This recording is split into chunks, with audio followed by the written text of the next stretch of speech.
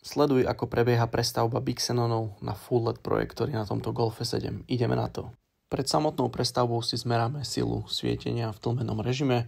Je to približne 385 luxov, nie je to nič extra, takto zvyknú svietiť nejaké priemernejšie halogény. Svetlomety si očistíme, spravíme tlakovú skúšku a samozrejme opatrne rozlepíme bez poškodenia. Všimnite si, že tieto paraboly nie sú nejako extrémne poškodené a napriek tomu ich svietivosť bola dosť mizerná. Tu hore môžete vidieť mierne opotrebenie od výbojky. Majiteľ chcel úplné maximum, preto šlidnú tieto full LED projektory od NHK. Upravíme si elektroinštaláciu, zachováme originálny vzhľad, zalepíme svetlomety, nastavíme na regloskope a máme hotovo. Pred prestavbou mal tento Golf 7 384 luxov, zmeráme si ho po prestavbe už aktuálne s full LED svetlami. Tu máme v tlmenom režime 2424 luxov.